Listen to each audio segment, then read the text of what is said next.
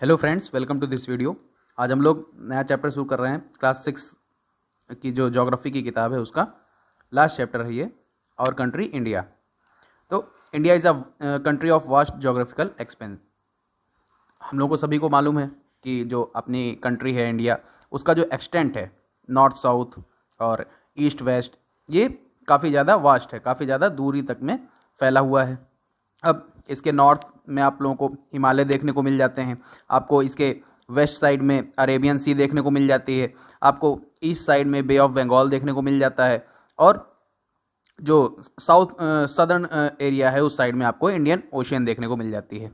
ठीक, तो कुछ इस तरह से जैसे आपका ऊपर के साइड में आपके हिमालयस थे। ठीक, अब यहाँ पे प्लेन्स के बाद आपका कुछ इस तरह से जो पेनिनसुलर बनता है, जो पेनिनसुला बनता है, उसके इस साइड में आपके अरेबियन प्रेजेंट है, इस साइड में आपका बे ऑफ बंगाल है, और इस साइड में आपका इंडियन ओशियन है। तो पेनिनसुला किसको कहते हैं? The peninsula is a piece of land that is surrounded by water on 3 sides. तो देखिए यहाँ पे अरेबियन सी है, इधर बे ऑफ बंगाल है, इधर इंडियन ओशियन है, तो 3 साइड से वाटर बॉडीज़ ने कवर कर रखा है। इसलिए जो हम लोगों का सदर्न मोस्ट पार्ट है, लगभग लगभग जो हम लोगों का ट्रॉपिक ऑफ कैंसर के नीचे का जो पार्ट है इंडिया का, उसको हम लोग पेनिनसुला कहते हैं। ठीक है, क्योंकि ये 3 साइड से वाटर बॉडीज से घिरा हुआ है। अब इंडिया का एरिया लगभग लगभग जो लैंड का एरिया है वो कितना है? करीब करीब 3.28 मिलियन स्क्वायर किलोमीटर्स। अब सोचिए कितना ज़्यादा है ये एरिया। अपनी कंट्री का जो नॉर्थ साउथ एक्सटेंट है, अब यहाँ पे मान लीजिए आपका लद्दाख हो गया, यहाँ से लेके आपका कन्याकुमारी तमिलनाडु तक 3200 किलोमीटर है टोटल। ठीक है, तो ये जो एक्सटेंट है आपका लद्दाख से कन्याकुमारी तक का, नॉर्थ से साउथ तक का, वो आपका 3200 किलोमीटर का है। और वहीं पे जो आपका अरुणाचल प्रदेश से गुजरात तक का एक्सटेंट है वो आपका कितना है? वो 2900 किलोमीटर का है, 2900 किलोमीटर। बाकी यहाँ पे जो लैंडफॉर्म्स हैं उनमें बहुत ज़्यादा डाइवर्सिटी पाई जाती है। जैसे ऊपर के साइड में आपको माउंटेन्स मिल जाते हैं, फिर आपको इंडिया में ही अपना जो थार डेजर्ट है, ग्रेट इंडियन डेजर्ट, वो मिल जाता है। फिर नॉर्दर्न प्लेन्स भी आपको देखने को मिल जाते हैं यहीं पे। अनइवन जो प्लेट्यू है, सदर्न मोस्ट वाला जो पेनिनसुला वाला इलाका है, उसको वहाँ पे लगभग लगभग सब प्लेट्यू वाला एरिया है। ठीक, तो प्लेट्यू भी यहाँ पे प्रेजेंट है, कोस्ट भी प्रेजेंट है, और आइलैंड्स भी आपके प्रेजेंट हैं। तो ये काफ़ी ज़्यादा डाइवर्सिटी दिखाता है अपने यहाँ की लैंडफॉर्म्स की। अब जब इतने सारे डिफरेंट डाइवर्सिटी आपकी प्रेजेंट है लैंडफॉर्म्स में, तो वैसे ही आपका अलग अलग एरियाज़ पे आपने देखा था एक्सटेंड कितना था? 3200 किलोमीटर। नॉर्थ साउथ था, ईस्ट वेस्ट आपका कितना था? 2900 किलोमीटर। तो इतनी दूर के एरिया के लिए आपके जो क्लाइमेट होगा, जगह जहाँ पे चेंज होगा, वेजिटेशन चेंज होगा, वाइल्ड लाइफ जो होगा वो अलग अलग होगा। अब साथ ही साथ लैंग्वेज और कल्चर, ये तो इतनी ज़्यादा अमाउंट में है कि आप सोच भी नहीं सकते। ठीक है, तो बहुत ज़्यादा वास्ट आपकी डाइवर्सिटी हर चीज़ की है यहाँ पे प्रेजेंट। लेकिन इसी डाइवर्सिटी के बीच हम लोग एक साथ एकजुट होकर रहते हैं, इसीलिए हम लोग की यूनिटी भी जो वन नेशन को शो करती है। ठीक है, हम लोग के जो ट्रेडिशंस हैं उनके द्वारा हम लोग की यूनिटी दिखाई पड़ती है। अब इंडिया की जो पॉपुलेशन 2011 के सेंसस जब हुआ था, तो उसके हिसाब से जो पॉपुलेशन थी वो हम लोग की 120 करोड़ लगभग लगभग थी 2011 के समय पे। 2021 वाला तो पेंडिंग ही चल रहा है। ठीक है, तो ऐसा माना जा रहा है कि 2037, अभी तो बीच में आया भी था कि इंडिया नंबर 1 पे आ चुकी है पॉपुलेशन के मामले में, लेकिन जो अभी माना जाता है 2011 के हिसाब से, उसमें चाइना नंबर 1 पे था और हम लोग सेकेंड मोस्ट पॉपुलस कंट्री हैं। ठीक, अब जो लोकेशनल सेटिंग है वो क्या चीज़ है, हम लोग एक बार उसको देखते हैं। उससे पहले आप यहाँ पे एक फैक्ट दिया है, इसको हम लोग देख लेते हैं। Large countries which stretch extensively from east to west do not have a single standard time for the whole country. आपने जो टाइम जोन्स वाला चैप्टर देखा था उसमें ग्रीनविच मीन टाइम लाइन जो थी आपकी, उसके वेस्ट साइड में, ईस्ट साइड में जिस तरह से बढ़ रहे थे उस हिसाब से आपका टाइम चेंज हो रहा था। अपने इंडिया का भी कुछ स्टैंडर्ड टाइम था, मैंने बताया था कौन से लॉन्गिट्यूड से वो शो किया जाता है। ठीक है, तो जो भी कंट्री जो ईस्ट वेस्ट उसका जो एक्सटेंशन होता है जब बहुत ज़्यादा वास्ट होता है, तो उसको एक टाइम लाइन में जो स्टैंडर्ड टाइम लाइन देना उसके लिए सही नहीं होता। उसको अलग अलग टाइम लाइन्स वहाँ पे रखनी पड़ जाती हैं। जैसे यूएसए का 7 टाइम लाइन्स हैं यूएसए में, और कनाडा में 6 टाइम लाइन्स हैं। 6 टाइम लाइन्स के हिसाब से वहाँ पे टाइम चलता है।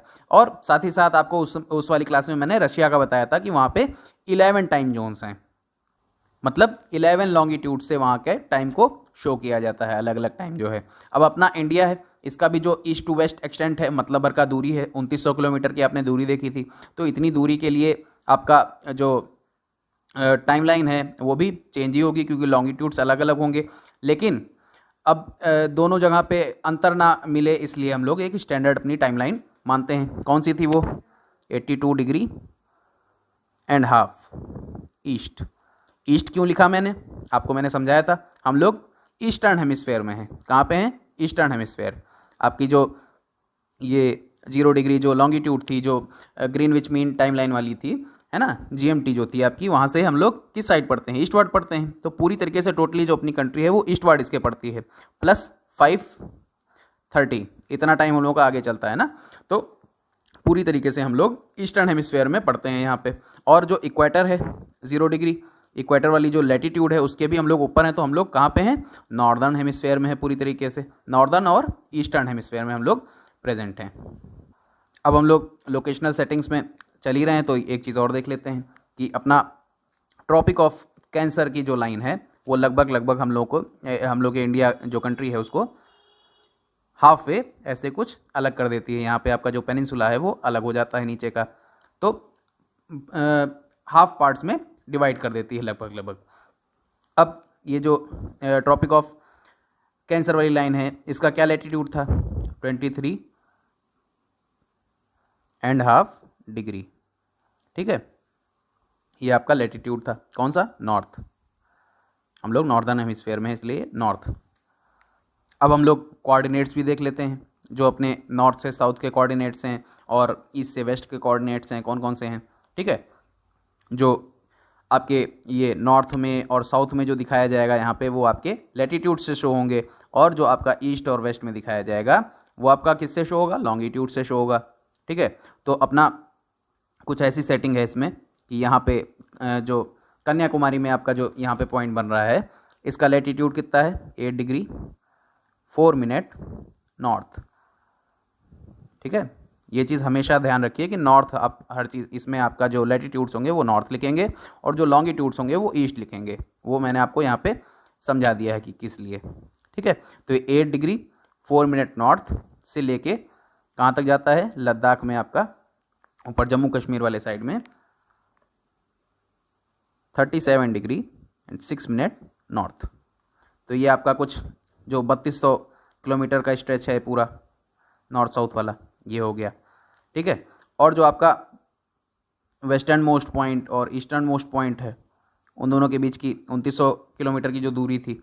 ठीक, अब यहाँ के इसके जो लॉन्गिट्यूडनल पॉइंट्स हैं क्या हैं? जो आपका गुजरात वाला है वहाँ पे 68 डिग्री 7 मिनट ईस्ट है आपका।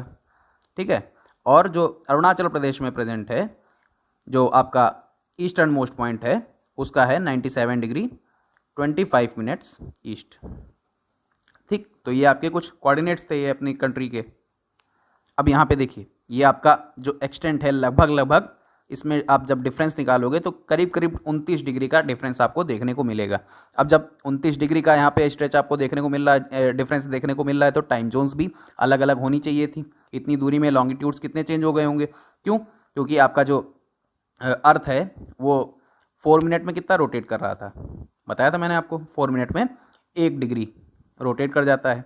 तो 1 डिग्री और 29 डिग्री सोचिए, 29 डिग्री गया होगा तो कितने घंटे लगभग चेंज हो गए होंगे, है ना। तो करीब इसमें 2 घंटे का टाइम डिफरेंस आपका आ जाता है।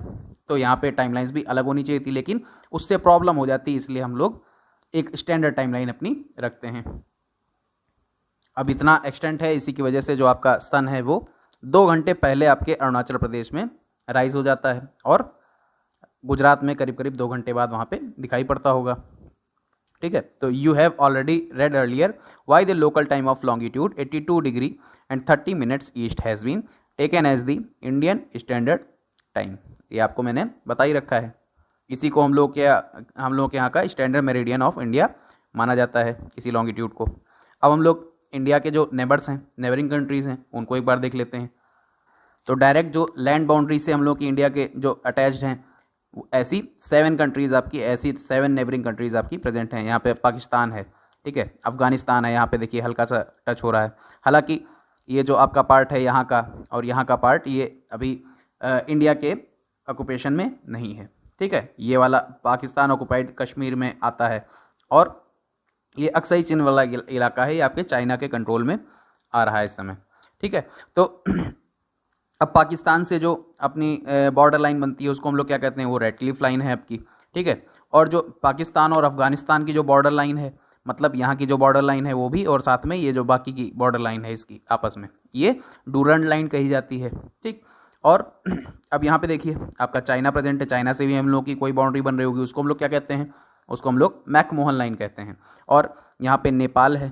ठीक है, तो यहाँ पे नेपाल हो गया, यहाँ भूटान हो गया, यहाँ म्यांमार हो गया, यहाँ बांग्लादेश हो गया। तो इतनी कंट्रीज़ आपकी नेबरिंग जो हैं, जो डायरेक्टली लैंड बाउंड्री शेयर करती हैं। बांग्लादेश की जो बाउंड्री है अपनी इंडिया से, वो सबसे ज़्यादा बड़ी लैंड बाउंड्री है यहाँ पे।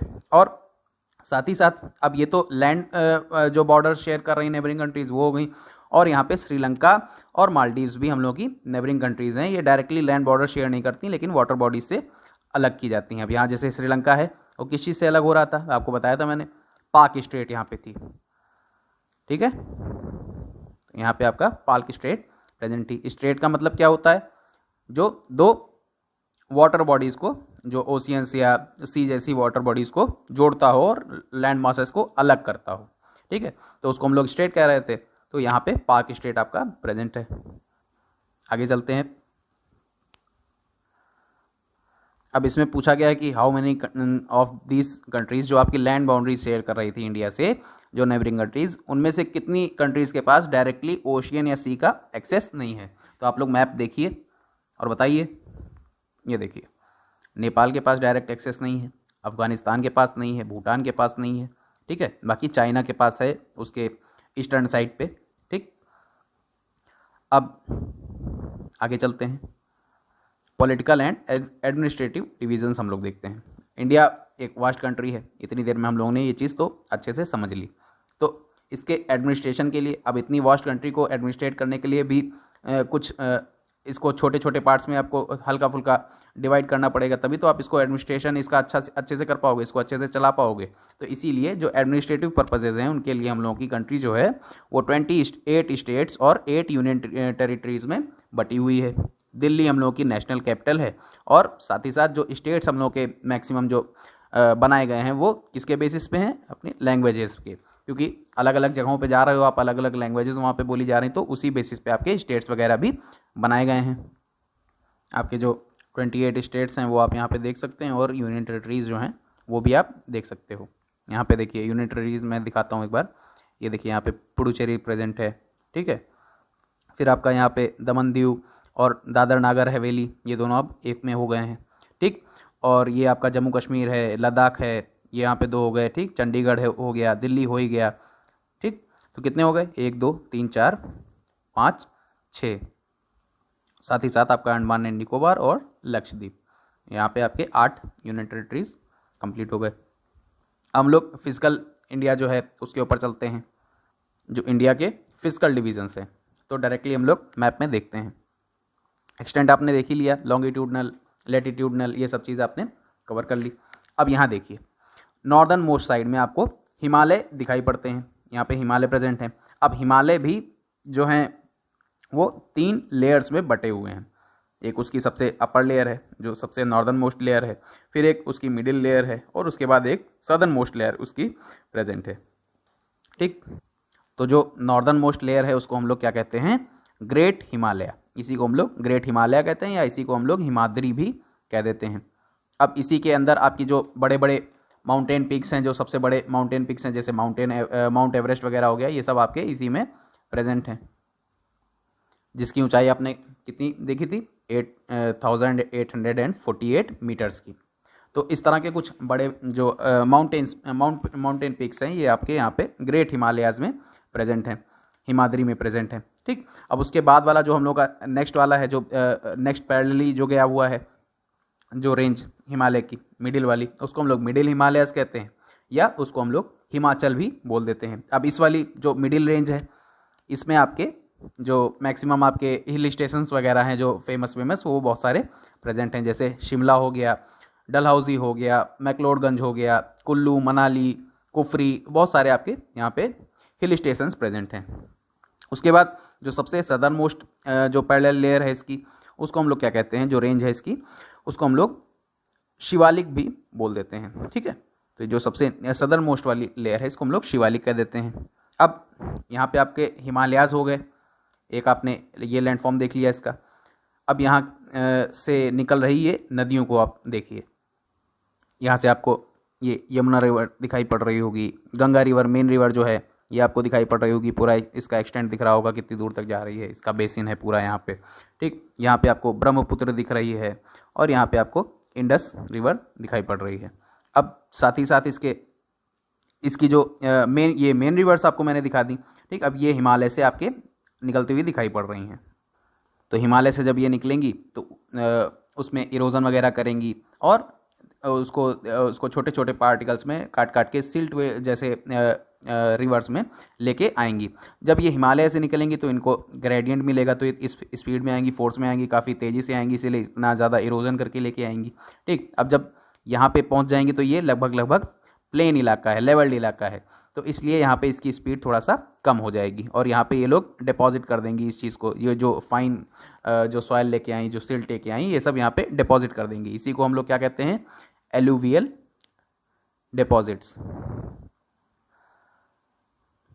ठीक है, तो ये आपके एलुवियल डिपॉजिट्स हैं जो यहाँ पे हो जाते हैं। इसी वजह से यहाँ पे खेती वगैरह, ये जो नॉर्दर्न प्लेन्स, इस एरिया को हम लोगों के नॉर्दर्न प्लेन्स कहा जाता है, ये जो मेन रिवर्स हैं यहाँ पे लेके आ रही हैं इस इलाके में भी, तो इसीलिए यहाँ पे जो खेती वगैरह है बहुत ज़्यादा अच्छी होती है, क्योंकि जो एलुवियल जो सॉइल होती है वो काफ़ी ज़्यादा फर्टाइल होती है। तो अब इसीलिए जब खेती अच्छी होगी तो वहाँ पे पॉपुलेशन भी, डेंसिटी भी ज़्यादा होगी, लोगों ज़्यादा वहाँ पे रहेंगे, इसीलिए यहाँ पे ज़्यादा लोग आपको देखने को मिलते हैं, यहाँ पॉपुलेशन आपकी बहुत ज़्यादा वास्ट है।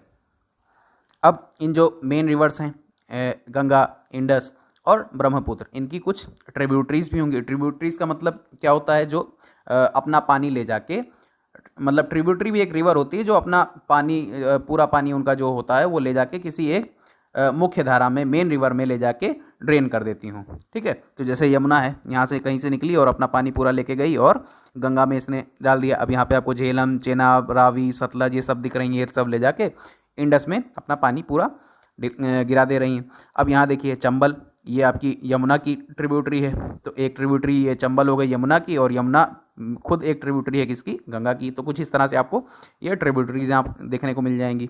अब इनके बेसिन्स होंगे जिन जगहों पे काफ़ी ज़्यादा अच्छी खेती होगी और वहाँ पे लोग रहते हुए आपको मिलेंगे। अब यहाँ पे वेस्ट साइड में आप देखेंगे तो ग्रेट इंडियन डेजर्ट भी आपको देखने मिल जाता है, जिसको हम लोग थार डेजर्ट भी कहते हैं। अब इसके बाद जब ये पूरा आपको एरिया देखने को मिल गया, तब आपका जो ट्रॉपिक ऑफ कैंसर वाली लाइन है यहाँ से जो गई होगी, उसके नीचे लगभग में आपको ये जो एरिया दिखने को मिलता है ये काफ़ी ज़्यादा अनइवन है। ठीक है, काफ़ी उतार चढ़ाव भरा एरिया है पूरा, इसीलिए इसको हम लोग प्लेट्यू बोलते हैं। और ये पेनिनसुला है ही है, तो इसीलिए इसको हम लोग पेनिनसुलर प्लेट्यू भी बोल देते हैं। अब इसका जो एक्सटेंट है उसको एक बार देख लेते हैं। तो इसके वेस्ट साइड में आपको यहाँ पे अरावली रेंज दिखाई पड़ रही होगी, हिली एरिया है थोड़ा बहुत, तो इसलिए यहाँ पे रेंजेस भी कुछ प्रेजेंट हैं। जैसे अरावली रेंज आपको देखने को मिल गई, विंध्या रेंज मिल गई, यहाँ पे सतपुरा रेंज मिल गई। अब विंध्या रेंज और सतपुरा रेंज के जो बीच की वैली है, वैली वाला इलाका है, यहाँ पे आपको नर्मदा रिवर देखने को मिल जाएगी, और इधर सतपुरा के नीचे आपको ताप्ती देखने को मिल जाएगी। अब नर्मदा और ताप्ती ये दो रिवर्स ऐसी हैं जो वेस्ट फ्लोइंग रिवर्स हैं। किस साइड में फ्लो कर रही हैं, ये वेस्ट साइड में फ्लो कर रही हैं और ले जाके अपना पानी गल्फ ऑफ खंबात में गिरा रही हैं, जो कहाँ प्रेजेंट है, आपके अरेबियन सी में। अब ये जो वेस्ट फ्लोइंग रिवर्स हैं आपकी नर्मदा और ताप्ती, ये डेल्टा का फॉर्मेशन नहीं करती हैं। यहाँ पे डेल्टा क्या है, यहाँ पे देखिए, जो गंगा रिवर आ रही थी और जो ब्रह्मपुत्र रिवर आ रही थी, ये दोनों मिलके यहाँ पे काफ़ी ज़्यादा एक बड़े एक्सटेंट का, जिसको हम लोग सुंदरबंस कहते हैं, वो पूरा एक बड़ा सा डेल्टा यहाँ पे फॉर्म करती हैं। ठीक है, जो दोनों मिल जाती हैं, उसके बाद जो रिवर जो आगे जाती है, फिर आगे चल के जो रिवर का माउथ होता है वहाँ पे काफ़ी ज़्यादा बड़ा एक डेल्टा यहाँ पे फॉर्म होता है, उसको हम लोग सुंदरबंस कहते हैं। वो लार्जेस्ट है, वर्ल्ड का लार्जेस्ट डेल्टा है। डेल्टा होता क्या है, अब यहाँ पे आपने देखा ही था, एलुवियल डिपॉजिट्स यहाँ पे हो रहे थे, तो कितनी ज़्यादा यहाँ पे मतलब रिवर के अंदर कितने ज़्यादा सिल्ट, मिट्टी वगैरह इसमें प्रेजेंट रही होगी, जो इरोड करके लेके ऊपर से आई होगी। तो अब यहाँ पे थोड़ा सा स्पीड कम हुई थी, अब चलते चलते चलते चलते यहाँ पे जब और लेवल आपको यहाँ पे देखने को मिल जाएगा, तो इसकी स्पीड बहुत ज़्यादा कम हो जाएगी रिवर्स की। तो अब जब इतनी कम स्पीड हो जाएगी तो अंदर उसमें जो पार्टिकल्स होंगे वो बैठने लग जाएंगे। ठीक, तो अब इस तरह से यहाँ पे पूरा सिल्ट जो है डिपॉजिट हो जाता है, और जो रिवर होती है वो बाइफरकेट हो जाती है बहुत सारे डिस्ट्रीब्यूटरीज में अपनी।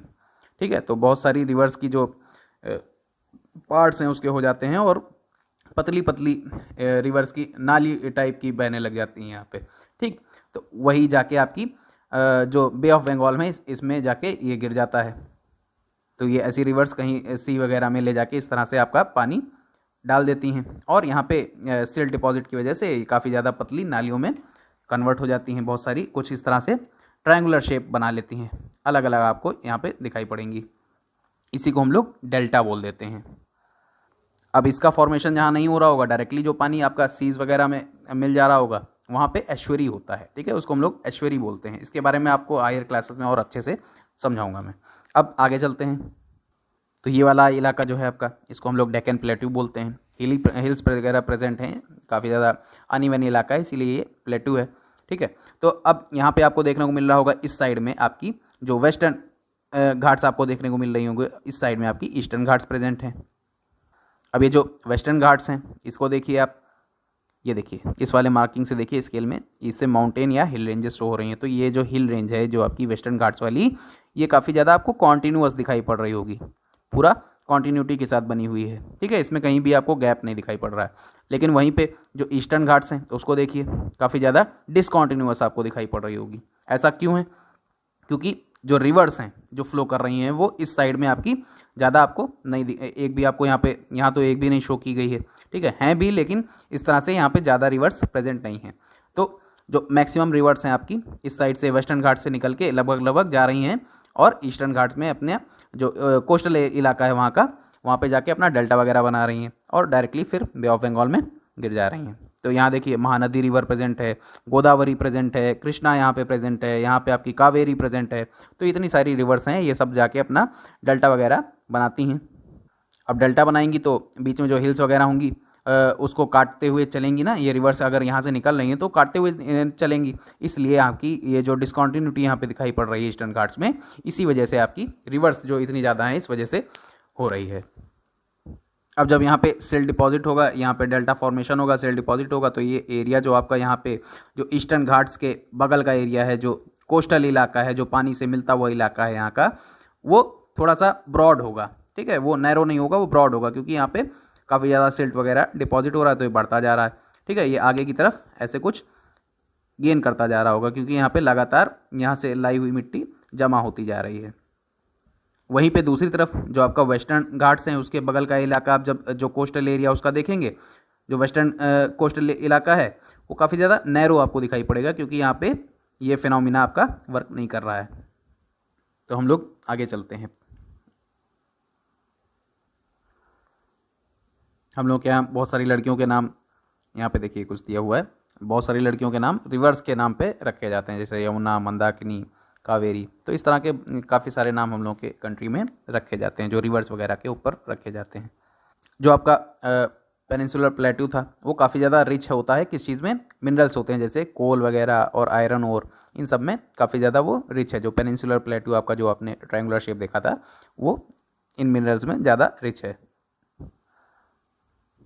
अब जो ईस्टर्न कोस्टल प्लेन्स हैं आर मच ब्रॉडर, ये भी आपने देख लिया। There are a number of east flowing rivers, जिसकी वजह से ऐसा कुछ वहाँ पे आपको ब्रॉडर एरिया दिखाई पड़ रहा था। कोस्टल प्लेन्स जो थे ईस्टर्न इलाके के, ईस्टर्न घाट्स वाले, वो आपको काफ़ी ज़्यादा ब्रॉड दिखाई पड़ रहे थे। अब वहाँ पे रिवर्स कौन कौन सी थी? महानदी, गोदावरी, कृष्णा, कावेरी, ये सब अपना पानी जो है बे ऑफ बंगाल में ले जाके ड्रेन करती हैं। These rivers have formed fertile deltas eight their mouth. हम लोग आइलैंड्स के बारे में बात कर लेते हैं। जो अपने यहाँ के आइलैंड ग्रुप प्रेजेंट हैं, दो अपने यहाँ आइलैंड ग्रुप प्रेजेंट हैं। कौन कौन से? लक्षद्वीप आइलैंड्स और अंडमान एंड निकोबार आइलैंड। ये आपके आइलैंड के ग्रुप्स प्रेजेंट है। आइलैंड मतलब जो हर तरफ से आपका पानी से, वाटर बॉडी से घिरा हुआ एरिया होता है। तो लक्षद्वीप जो है आपका वो अरेबियन सी में प्रेजेंट है, और अंडमान एंड निकोबार जो है आपका वो इंडिया मेन लैंड के जो साउथ ईस्ट में बे ऑफ बंगाल में वो प्रेजेंट है। जो आपका लक्षद्वीप आइलैंड है उसको हम लोग कोरल आइलैंड्स भी कहते हैं। ठीक है, ऐसा क्यों कहते हैं? पहले तो आप लोग कोरल्स के बारे में जानिए। कोरल्स क्या होते हैं? बेसिकली ये पॉलिप से निकलते हैं, बने होते हैं। जो पॉलिप्स होते हैं वो मैरीन एनिमल्स हैं। मैरीन मतलब सी वाटर में रहने वाले एनिमल्स हैं, ठीक है। तो पॉलिप्स सी वाटर में रहने वाले एनिमल्स हैं। वो बने किस चीज़ के होते हैं? उनका जो स्केलेटन होता है वो कैल्शियम कार्बोनेट इसका बना होता है, ठीक है। और जब ये पॉलिप्स मर जाते हैं, ये अपना लाइफ साइकिल पूरी कर लेते हैं, उसके बाद इनका जो स्केलेटन है वहीं पे वही वो वहाँ पे रिमेनिंग रह जाता है, और उसी के ऊपर जो अदर पॉलिप्स हैं वो ग्रो कर जाते हैं, ठीक है। तो एक मर गया, उसके ऊपर दूसरा पॉलिप जो है ग्रो कर गया। अब जो इसका स्केलेटन है वो बना किस चीज़ से? कैल्शियम कार्बोनेट से, ठीक है, लाइमस्टोन जिसको कहते हैं। तो वो धीरे धीरे वहीं पे उसके टॉप पे बनता जाता है। कुछ इस तरह का आपको स्ट्रक्चर देखने को मिल जाता है। अब इसी तरह से पूरा ये एक जब आइलैंड बन जाएगा तो वही आपका क्या है? लक्षद्वीप आइलैंड। कुछ इसी तरह से उसका फॉर्मेशन हुआ है। ये था आपका पूरा चैप्टर। यहाँ पे सुनामी के बारे में एक अच्छी सी पोएम दी हुई है, ठीक है। Do you know which group of islands were affected by the tsunami in 2004? तो 2004 में आपकी जो सुनामी आई थी वो कहाँ पे आई थी? जो आपका अंडमान एंड निकोबार द्वीप समूह है उसकी तरफ आई थी, ठीक है। अभी ये आपको फाइंड आउट करने को बताया गया है कि आप इसके बारे में गूगल वगैरह पे या न्यूज़पेपर में कहीं कटिंग वगैरह हो आपके पास, तो उसमें और ज़्यादा आप इसके बारे में जानने की कोशिश करिए। जो सुनामी होती है वो क्या होती है? कुछ नहीं, जो आपका जो आपने सी फ्लोर देखा था, एक आपका कॉन्टिनेंट वाला लैंड आपने देखा था, एरिया देखा था, बताया था मैंने। और एक एरिया जो था वो आपका सी वाटर के जो नीचे वाला एरिया था, जिसको हम लोग ओशियन फ्लोर भी बोलते हैं। उसमें जब कोई अर्थक्वेक आ जाता है, ठीक है, इसमें जब अर्थक्वेक आता है तो काफ़ी ज़्यादा ह्यूज वेव्स, यहाँ पे वाटर भरा ही हुआ है, इसमें ह्यूज वेव्स आपकी उठती हैं, ठीक है। तो ये जो ह्यूज वेव्स हैं जो जनरेट होती हैं अर्थक्वेक की वजह से, जो सी फ्लोर में आता है, उसी को हम लोग सुनामी कह देते हैं। तो ये था आपका पूरा chapter. Thanks for watching this video. Please like, share and subscribe.